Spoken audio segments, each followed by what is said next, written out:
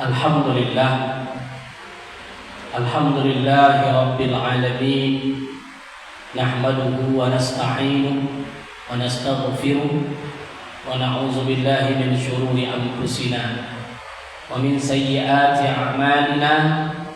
Man yahdihillahu fala mudilla lahu wa man yudlil fala hadiya lahu. Asyhadu an la ilaha illallah wahdahu la syarika lahu wa asyhadu anna Muhammadan abduhu wa rasuluhu la nabiyya ba'dah. Rabbi shrah li sadri wa yassir li amri wahlul 'uqdatam min lisani yafqahu qawli. Yang saya muliakan, saya hormati pengurus Majelis Ta'lim Masjid At-Thayyibah, ibunda semua yang hadir. Alhamdulillah, dari Majelis Ta'lim ini termasuk ramai. Alhamdulillah, konsisten ya. Karena istiqomah ini yang susah. Kalau masalah ceramah di YouTube banyak, di Facebook banyak, tapi taklim ya, karena taklim itu tidak hanya sekedar mendengarkan ceramah, tapi kita berada di tempat yang mulia, rumah Allah. Karena berada di rumah Allah saja sudah ibadah. Maka orang yang menuntut ilmu di rumah Allah, maka Rasul katakan sahhalallahu tariqan ilal jannah. Dia mempermudah jalannya menuju surga Allah. Maka mudah-mudahan dengan nawaitu yang ikhlas, niatkan karena ibadah kepada Allah. Innaman a'malu binniyat. Sesuatu itu dinilai oleh Allah tergantung niatnya. Jadi apa niat ibu datang ke masjid ini? Untuk apa niatnya? Menuntut ilmu. Tapi kalau niatnya, kenapa ibu pergi segan yang lain datang, masa awak datang? Itu hilang nilai ibadahnya. Kam min amalid dunya yatasawwaru bi umuril akhirah bi husnin niyah. Wa kam min amalin akhirah yatasawwaru bi amalid dunya bi su'in niyah. Kata Ibnu Katsir, berapa banyak pekerjaan-pekerjaan duniawi dia menjadi pekerjaan ukhrawi, pekerjaan akhirat, artinya dapat pahala. Berapa banyak pekerjaan-pekerjaan dunia dia mendapat pahala di sisi Allah. Kenapa? Kata Ibnu Katsir, bi husnin niyah, karena niatnya baik. Jadi tergantung hati. Wa kam min amalil akhirah yatasawwaru bi umurid dunya bi su'in niyah. Berapa banyak perbuatan-perbuatan akhirat dia menjadi perbuatan dunia, artinya tidak dapat pahala. Kata Ibnu Katsir tadi, berapa banyak pekerjaan-pekerjaan akhirat dia tidak mendapat pahala bisu'in niyah, karena salah niat. Makanya kalau saya nikahkan orang, Ustaz menikah aja katanya, karena nikahkan orang saya tadi. Makanya ketika ada orang mau menikah, niat menikahnya apa? Ibu dulu niat nikah sama suami kenapa? Saya karena kayo, Ustaz, salah. Ada perempuan yang tidak ada material, yang tidak, iya tidak. Kan jujur ibu. Kenapa ibu mau sama bapak tuh? Karena bapak tuh uangnya banyak dulu. La ilaha illallah. Berarti sudah salah niat. Kalau itu niat ibu, ada uang abang. Kalau tidak ada uang, abang melayani. Itu jadinya. Karena sudah salah niat. Karena menikah itu, maka saya gambarkan setiap bimbingan pernikahan selalu pasang niat yang bagus.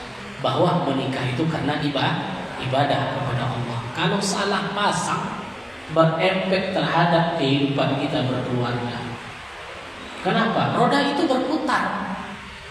Ya? Kenapa dia nikah sama dia? Karena kaya. Sedikit saja kekayaan itu bisa hilang. Artinya cinta ada ketika ada harta. Berarti nilainya sangat tidak punya nilai sama sekali. Oh, kalau saya enggak, Pak Ustaz, saya nikah sama abang dulu karena abang tuh bintangnya dulu. Wah, karena ini yang paling kan? Iya, Bu. Karena ngaku dia. Hai, harus yang paling ganteng itu harus jangan suami orang pula. Kacau nanti. Betul. Memang ada itunya, tapi niatnya harus karena Allah. Karena cantik ganteng itu bertahan paling 10 tahun. Ya.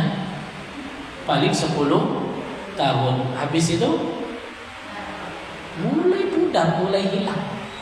Nggak lama. Maka pasang niat yang baik. Berapa banyak perbuatan duniawi dia menjadi perbuatan akhirat karena niat yang baik. Jangankan itu ibu berkaca, berrias di depan kaca, dapat tak pahala? Dapat tak? Apa doanya? Ibu keluar rumah mau melangkah, dapat nggak pahala? Dimulai dengan langkah kanan, baca Bismillah, tawakkaltu. Dibaca tak tadi? Dibaca tak tadi? Yang udah bohongnya. Alhamdulillah, konsisten dia jadi nilai ibadah.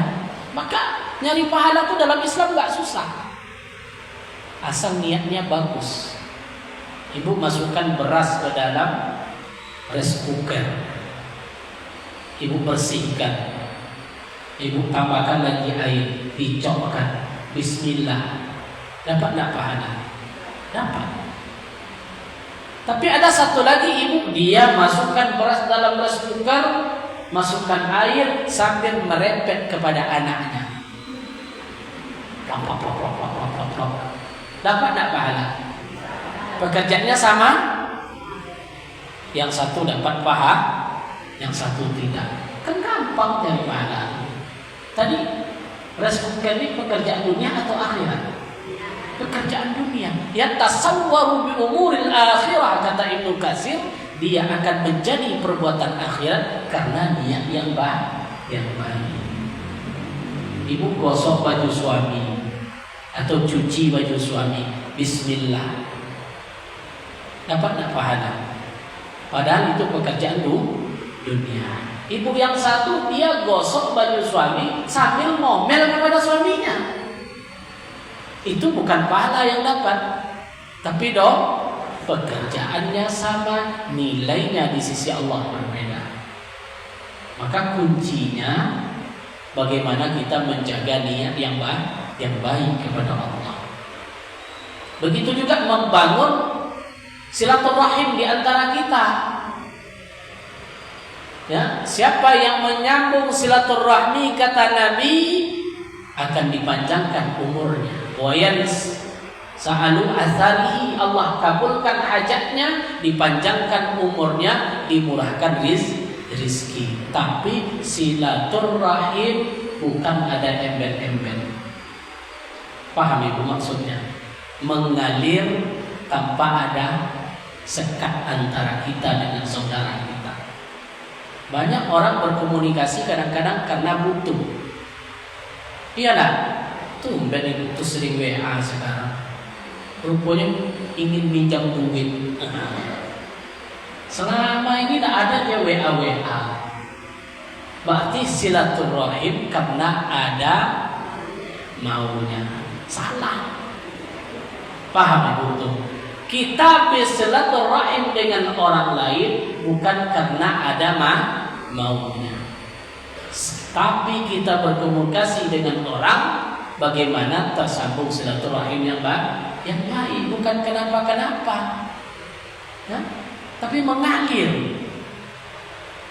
Maka niat baik kita kepada orang lain betul-betul karena silaturahim, bukan karena yang lain. Menanyakan kabar, ya, apa kabarmu? Kan sekedar menanyakan kabar. Ya. Bagaimana kabar anak, bagaimana kabar cucu, maka terjalin komunikasi yang baik. Dan inilah silaturahim yang diajarkan dalam agama, bukan karena bukan kenapa, karena kalau begitu kita tidak milih orang. Ya, ibu berkawan dengan orang karena ingin dapat manfaatnya atau karena silaturahim. Mana saya ke rumah ibu ini karena kalau ke rumah ibu ini tidak dapat apa-apa, itu contohnya kan. Ke rumah ibu ini rajin dia, pasti ada ujung-ujungnya nanti. Tidak boleh seperti itu. Maka tema kita pada sore yang berbahagia ini singkat saja. Arba'atun jauharun fi bani Adam wa yuwazziluhal arba'ah. Ada 4 macam yang harus ibu pelihara dalam badan kita. Berapa macam, Bu? Ada 4. Ada 4 hal yang wajib kita jaga. Yuwazziluhal arba'ah, 4 itu akan hilang nilainya kalau ibu buat pula 4 perbuatan. Oh, saya udah jaga nih Ustaz. Tapi kalau kita buat ini, berarti nilainya tidak ada lagi. Berarti 4 hal bisa menghilangkan 4 manfaat. Apa yang pertama yang harus kita jaga? Al-aqlu namanya. Al-aqlu, akal pikiran. Ibu punya akal? Kalau tidak punya akal berarti gilo. Luar biasa ada akal itu nilainya, Bu. Luar biasa. Karena Allah menciptakan manusia itu melalui 5 unsur. Jadi ibu yang duduk hari ini, kadang kita kan tidak sadar. Ya, saya ini siapa? Nah, ibu yang kacamata siapa namanya? Ibu siapa? Bu Eli. Ibu Eli. Ibu tahu nggak Ibu Eli itu siapa? Oh tahu Ustaz, nengok di kaca nampak jelas. Coba ibu pegang yang mana Ibu Eli itu? Pegang ini apa nih? Tangan. Pegang ini apa nih? Kepala. Yang mana Ibu Eli itu? Alah, lebih bingung ibu itu kan. Maka kita harus tahu bahwa Allah menciptakan di dalam tubuh Bu Eli itu ada 5. Yang pertama namanya jasad. Tahu jasad, Bu? Yang nampak. Pokoknya make up jasad itu 3 kali sehari. Itu kan ibu, itu jasad namanya. Jasad berasal dari mana? Bu, jasad ibu itu asalnya dari mana? Dari tanah. Ya Allah, Bu, itulah asal kita, tanah. Ibu buang kotoran ke mana? Ke tanah. Telapak kaki ibu di mana letaknya? Ke tanah. Itu asal kita. Ya. Kamu diciptakan dari Adam wal Adam min turab. Adam itu dari tanah. Siapa yang dari tanah itu? Jasad. Karena Al-Qur'an yang mengatakan minha khalaqnakum, dari tanah engkau diciptakan. Wa fiha nu'idukum, ke dalam tanah engkau akan dimasukkan. Wa minha nakhrajukum taratan ukhra, dari tanah engkau akan dibangkitkan di kemudian hari. Seluruhnya dari tanah. Cuma ketika tanah tadi beli mobil baru, mereknya Fortuner, hilang tanahnya. Tanahnya hilang. Yang muncul apa? Sombong. Pokoknya Pak itu sejak punya mobil baru tuh buka kaca pun tak mau dia. Hilang unsur tanah tadi. Paham ibu itu? Wala tamshi fil ardi maraha, jangan kalian berjalan di muka bumi ini dalam keadaan sombong. Apa, Bu? Sombong itu apa bahasa Arabnya? Takabur. Apa bahasa Arab sombong, Bu? Takabur. Takabur berasal dari kata akbar. Maka ketika kita sholat, Allahu Akbar, Allah Maha Besar. Ketika sholat kita jadi orang yang paling hina yang diciptakan dari tanah. Ini sempat juga sambil sholat tuh lagi. Saya yang paling cantik di sini katanya kan. Sempat juga dalam sholat. Habis sholat ini awas deh itu nanti. Hilang unsur-unsur tanah tadi. Muncul sifat-sifat sombong. Jadi itu jasad. Maka ada dua disebut jasmani, rohani. Dua-duanya butuh makan. Makan jasmani apa? Nasi, ya, jus, apalagi makan rohani, kue. Makan jasmani, makan rohani, sholat, zikir, ngaji. Ini ibu makan apa sekarang? Makan rohani. Cuman kadang-kadang saya tanya ibu sering memikirkan jasmani atau rohani? Kamu lebih banyak mikirkan jasmani atau rohani? Ya, jasmani baru ibu aja sarapan lontong, ibu tuh udah berpikir dia apa yang mau dimasak siang nanti ya. Iya dah. Apa yang akan dimakan nanti malam? Dia enggak mikir di mana nanti saya sholat. Ya. Oh sore ini ada wirid, tapi pikirannya apa? Nanti malam apa yang mau dimakannya? Jasmani atau rohani itu? Maka flashback kita berpikir ulang. Ya, tidak semata-mata jasmani. Kenapa? Karena jasmani itu hancur, rohani tidak. Maka unsur yang kedua dari Ibu Eli tadi, saya contohkan Ibu Eli ini ya. Pertama jasmani, kedua roh. Namanya roh. Yas'alunaka 'anir ruh. Ketika engkau ditanya, hai Muhammad, apa itu ruh? Maka kulir ruh min amri rabbi. Katakanlah ruh itu urusan Tuhanku. Jadi ruh itu asalnya dari Allah. Kalau jasad tanpa ruh, apa namanya? Bangkai. Kenapa ibu hidup? Karena ada ruh. Bu Eli, di mana letak ruh ibu? Tahu nggak ruh itu di mana letaknya? Tahu nggak ruh itu di mana letaknya? Di hati. Coba buka kalau ada di hati itu. Ruh. Ya. Ruh itu urusan Allah. Dia berasal dari dan akan kembali kepada. Maka ketika ruh diambil ucapannya apa? Inna lillah. Kan aku itu Bu. Inna lillah wa inna ilaihi raji'un. Datang dari Allah, kembali kepada Allah. Maka ruh itu tidak diciptakan.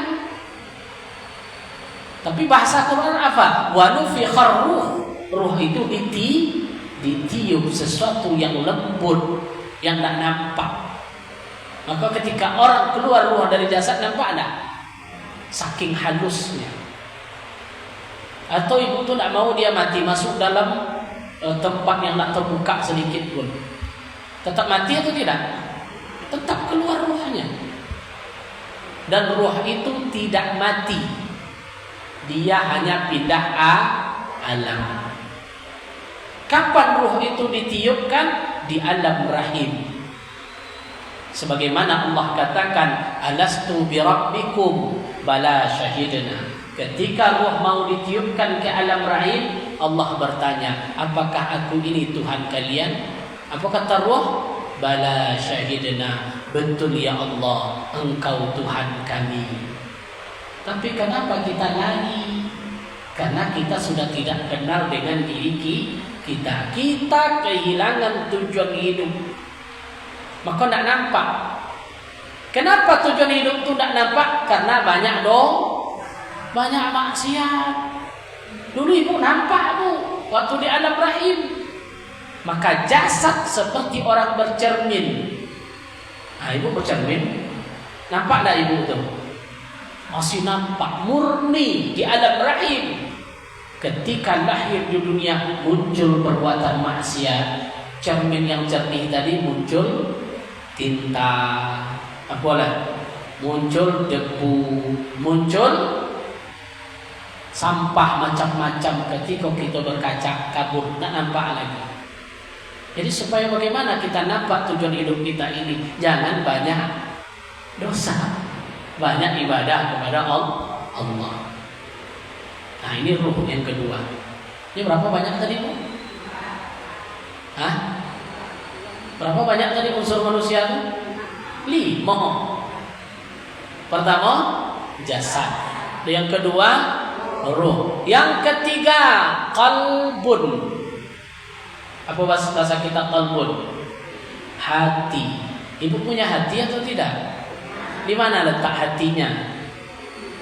Hah? Hati ibu itulah yang berbisik-bisik. Ya? Apa kata hati itu? Bu, jangan membicarakan orang lain, itu dosa. Ibu itu bicara juga.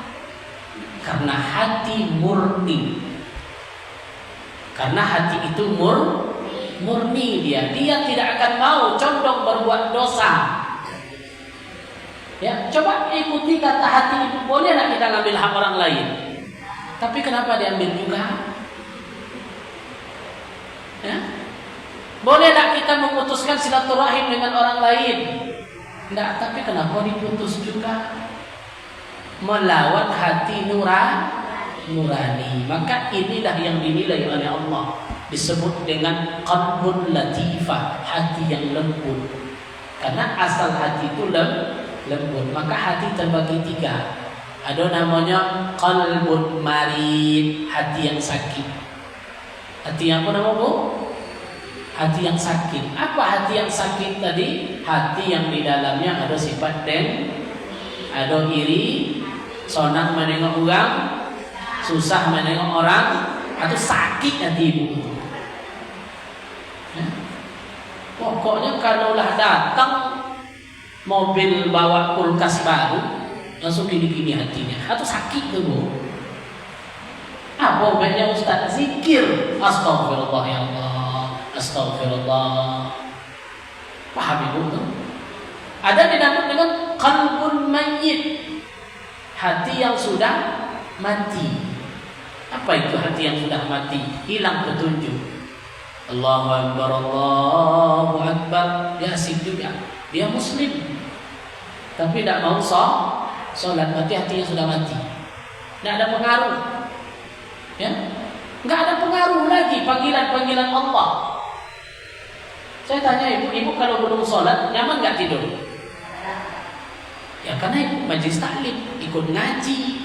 Ketika nggak sholat, perasaan itu menjadi seolah-olah sholat itu sudah kebutuhan rohani. Ada orang sholat nggak sholat, loloknya lomaknya, Bu. Ya, tidurnya bagus juga. Ada nggak ada beban sedikit pun.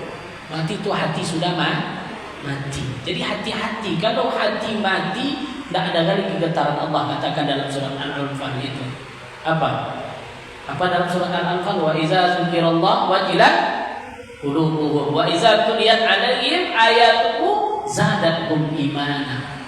Ketika mendengar panggilan Allah ada getaran, ada keinginan untuk azan orang sholat kita lagi, Bang. Rupanya abang tuh artinya lama tidak sholatlah kau dulu, kan tak sekubur kita katanya. Ya ada tak seperti itu tuh? Kita kan tak satu kuburan sholatlah dulu. Masalul lazi, orang-orang perumpamaan orang-orang yang berzikir kepada Allah kamatsalil mayyi wal hayy, seperti antara orang yang hidup dan orang yang mati. Kalau dia zikir berarti hidup. Zikir sini apa maknanya? Sholat, menjalankan perintah agama. Kalau dia tidak zikir, tidak mau sholat, berarti dia sudah mati. Ibu rajin sholat. Ada umpamanya ibu tuh rajin dia sholat. tapi suaminya tidak mau berarti ibu tidur dengan orang lain. Bukan ibu di sini ya. Saya tidak mau kelahiran di sini pulang. Itu apa? Kapak mati katanya kan? Bukan itu maksudnya. Sekarang kita balik, suaminya rajin sholat, mau dia ke masjid, istrinya tidak mau sholat, tidak mau wirid, berarti suami itu tidur dengan orang. Nah, tengok-tengok aja lah malam nanti ke kiri ke kanan kan? Sholat atau enggak? Ya, bilang aja ke abang, kalau abang tak sholat, berarti abang sama dengan orang. Nah itu aja. Karena hatinya sudah mati, tidak dilirik oleh Allah. Karena Allah menilai, Ustaz, kalau begitu gimana cara saya menghadapinya? Sabar. Semakin kuat ujian kita dalam berkeluarga, semakin panen pahala di sisi Allah. Jadi ada hikmah ya, ada hikmah. Karena Allah sudah yakin kenapa dia milih suami kepada kita, itulah yang terbaik untuk kita. Jadi tidak ada bahasa penyesalan. Kalau memang belum dapat suami yang mau ibadah kepada Allah, sabar, banyak baca doa. Ya, terbayang itu Siti Asyah, tahu nggak? Siti perempuan cantik, solehah, rajin ibadah kepada Allah, tapi suaminya Fir'aun. Terbayang ibu itu? Ada ibu yang dapat ujian seperti itu? Tidak. Maka Allah buat sejarah. Asyah itu istri yang solehah, dekat dengan Allah, tapi suaminya Fir'aun dia dapat.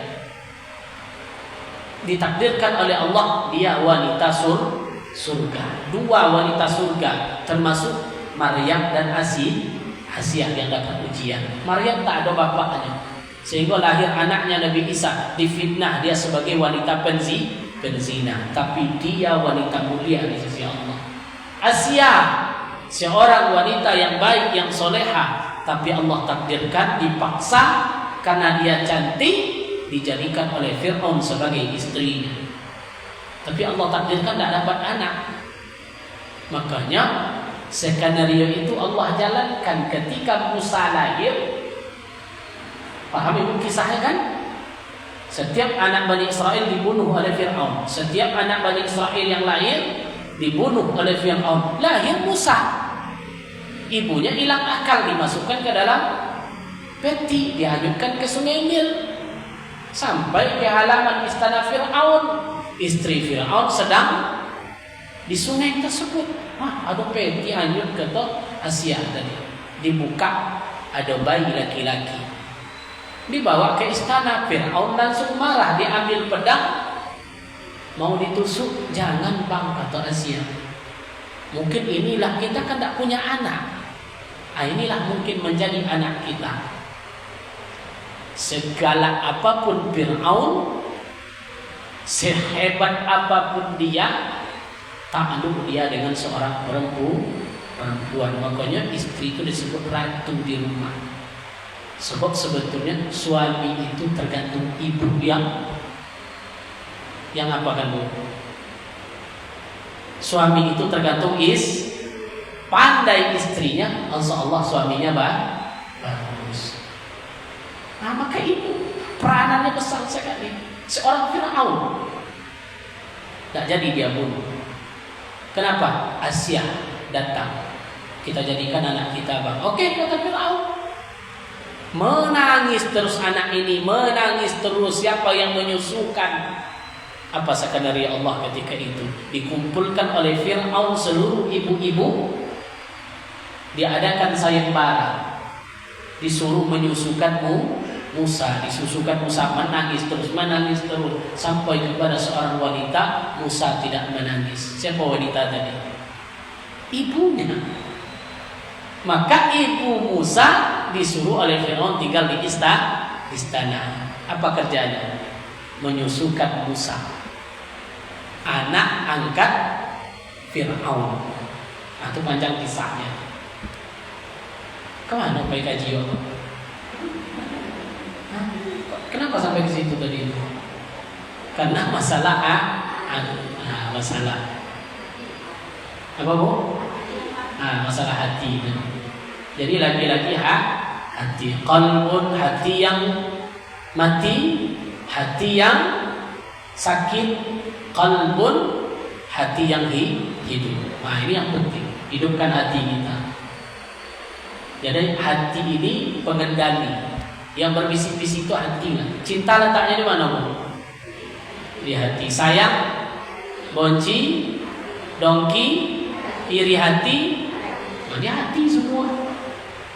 Makanya innallaha la yanzuru ila ajsadikum. Allah tidak menilai jasad engkau, tapi yang Allah nilai adalah hati. Jagalah hati ini baik-baik. Terus yang keempat, apa unsur dari badan yang Allah ciptakan ibu-ibu hari ini? Ada namanya yang keempat disebut dengan nafsu. Apa Bu? Nafsu. Nafsu itu apa tuh? Lawan dari hati tadi yang baik. Terus itu nafsu yang menggoda.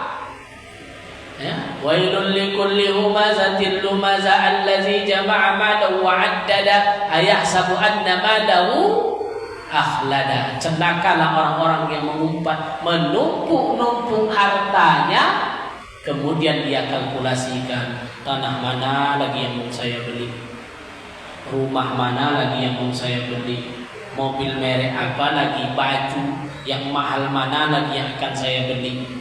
Kenapa? Datang nafsu. Apa kata nafsu tadi? Ayahsabu anna malahu akhlada. Ingat kata nafsu, umurmu masih panjang. Jadi sibuk dia menumpuk-numpuk harta. Tidak pernah bersedekah, tidak mau berinfak ke masjid. Apa kerja ibu itu dengan suaminya? Mengumpulkan harta sebanyak-banyaknya.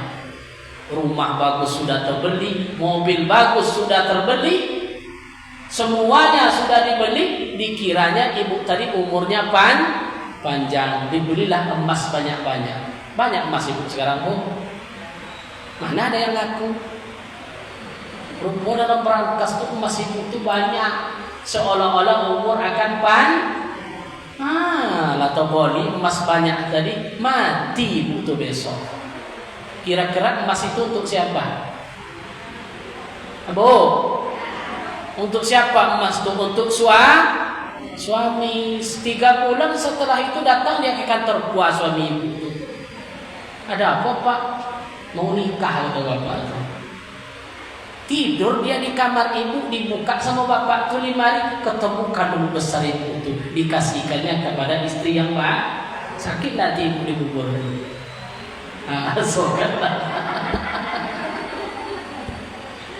Abu. Jadi jangan terlalu cinta kepada harta. Berarti tidak boleh nabung Ustaz? Boleh. Tapi jangan sampai masalah harta ini membuat kita panjang angan. Tahu ibu panjang angan-angan, Bu? Planning boleh. Planning boleh. Bagus. Anak saya sekolah ini bagus. Kalau panjang angan-angan itu lain. Ibu tuh buat pagar rumah tapi tidak siap-siap. Model kok besok ini rumah tuh kayak gitu. Lah sudah model kok itu dunia. Ya. Bang dapat mobil besok alhamdulillah. Lah dapat mobil bagus mau kan? Itu terus ada habisnya, Bu. Makanya para ulama mengatakan ad-dunya, harta dunia ini seperti meminum air laut, semakin diminum cobalah nanti. Tidak ada habisnya. Allahu Akbar, tidak ada habisnya. Nah itu yang keempat, nafsu. Nafsu itu 3 bagian. Nafsul ammarah, nafsul lawamah, nafsul mutmainnah. Ada 3 tingkatan. Mudah-mudahan kita dapat nafsul mutmainnah. Lanjut. Udah berapa tuh? Yang kelima, al-aqlu. Akal. Akal di mana letaknya? Di mana letak akal, Bu? Di sini. Maka ini dalam ilmu tasawuf disebut tempatnya angan-angan. Angan-angan itu tidak di hati letaknya, di otak, di kepala, panjang angan-angan itu. Terlalu panjang angan-angan, akhirnya bicara sendiri. Nah, itu yang paling bahaya tuh. Ya? Sempat angan-angannya tanah. Apa bicara ibu tiap hari? Tanah ke tanah, tanah ke tanah. Tanah ke tanah. Nah, ada habisnya. Jadi jangan kita dilengahkan oleh angan-angan yang panjang. Dalam istilahnya disebut dengan tul amal, panjang angan-angan. Itu tidak boleh. Berkhayal. Cukup syukuri apa yang ada. Ya, syukuri apa yang diberikan oleh Allah. Karena orang yang paling bahagia adalah orang yang menikmati apa yang diberikan oleh Allah kepadanya. Orang yang paling tersiksa adalah orang yang tidak pernah bersyukur terhadap apa yang Allah berikan kepadanya. Itu yang disebut dengan qanaah. Sebab kalau masalah harta, makanya hari ini banyak orang kaya tapi miskinnya kaya, tapi tidak ada waktu. Untuk sholat aja tidak sempat. Untuk baca Quran dah sempat, sibuk terus mengumpulkan uang, tidak ada habisnya. Kapan menikmati lagi? Sampai demi mencari uang tidak sempat makan. Enaklah yang biasa-biasa saja. Pagi makannya lemak, siang makannya enak, malam juga makan selesai. Jadi hidup itu tidak perlu terlalu memikirkan hal-hal yang bersifat duniawi, karena itu semuanya jasad. Sudah Allah jamin itu, tidak usah khawatir. Sudah Allah jamin kehidupan kita. Maka saya bilang tadi, baru sarapan pagi sudah mikir makan malam, tapi ibadah tidak kita pikirkan. Nah, ini masalah akal tadi. Jadi akal ini perlu kita jaga. Terus jaga akal itu gimana? Yuwazziluhal ghadab, kata asar para ulama. Jangan hancurkan akal kalian karena sifat pemarah. Ibu pemarah atau enggak? Kalau tengok-tengok ada yang marah. Jadi sifat marah itu Rasulullah sendiri mengatakan la taghdab. Jangan kalian marah. Berarti kalau model itu tidak boleh marah, Ustaz. Boleh, bukan marah, tapi marah pada tempatnya. Makanya Rasul ketika muncul sifat marah disuruh kita ngapain? Berwudu. Karena wudu tadi bisa menghilangkan emosi kita. Nah, cukup satu ini yang kita kaji dulu. Masalah akal. Besok kita lanjutkan yang 3. Kalau ada pertanyaan silakan. Udah? Nah, ada yang bertanya? Udah masuk semuanya kajinya? Ada yang bertanya? Muka Mariatun? Ada yang dipertanyakan? Enggak ada lagi ya.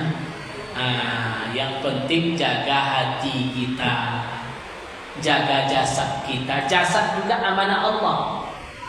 Jasad amanah. Wala tulqu bi'aidikum ila tahluka. Jangan kalian rusak jasad kalian, karena jasad ini amanah. Maka Islam menganjurkan kita memang harus cantik.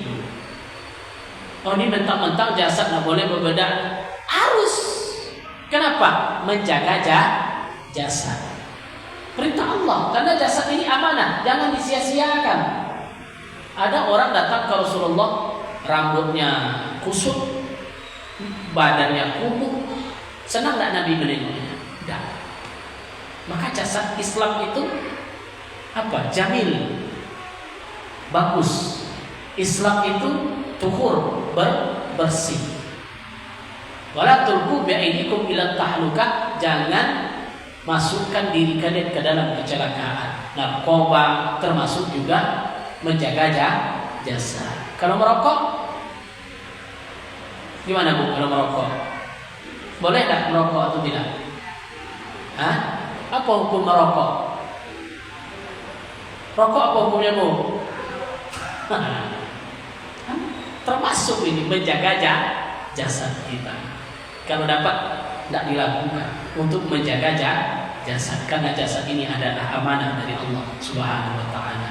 Mudah-mudahan bermanfaat kajian kita pada sore yang berbahagia ini. Kalau tidak ada pertanyaan kita tutup. Cukup satu yang kita bahas hari ini, jaga akalnya, jangan banyak marah. Insyaallah selamat dunia akhirat. Al-Fatihah. Na'udzubillahi minasyaitonir rajim. Bismillahirrahmanirrahim. Alhamdulillahi rabbil alamin. Arrahmanir rahim. Maliki yaumiddin. Iyyaka na'budu wa iyyaka nasta'in. Ihdinas siratal mustaqim. Siratal ladzina an'amta 'alaihim ghairil maghdubi 'alaihim. Na'udzubillahi minasyaitonir rajim. Bismillahirrahmanirrahim. Alhamdulillahi rabbil alamin wal 'aqibatu lil muttaqin wala 'udwana illa 'alal zalimin. Allahumma anfa'na bima 'allamtana wa 'allimna ma yanfa'una wa zidna 'ilma. Allahumma tubna fit taysir fa inna at-taysir 'alaika yasir. 'Alaika yasir ya ni'mal maula wa ni'man nasir. Nas'aluka Allah ya Allah al-yusra wal mu'afata fid dunya wal akhirah innaka 'ala kulli syai'in qadir. Allahumma ighfir lana dhunubana wa liwalidayna warhamhuma kama rabbatna shighara. Rabbana atina fid dunya hasanah wa fil akhirati hasanah wa qina azaban nar. Subhana rabbika rabbil izzati amma yasifun wa salamun 'alal mursalin walhamdulillahi rabbil alamin. Demikian ibunda semua, mudah-mudahan bermanfaat. Wallahu muwaffiq ila aqwamit thoriq. Assalamualaikum warahmatullahi wabarakatuh.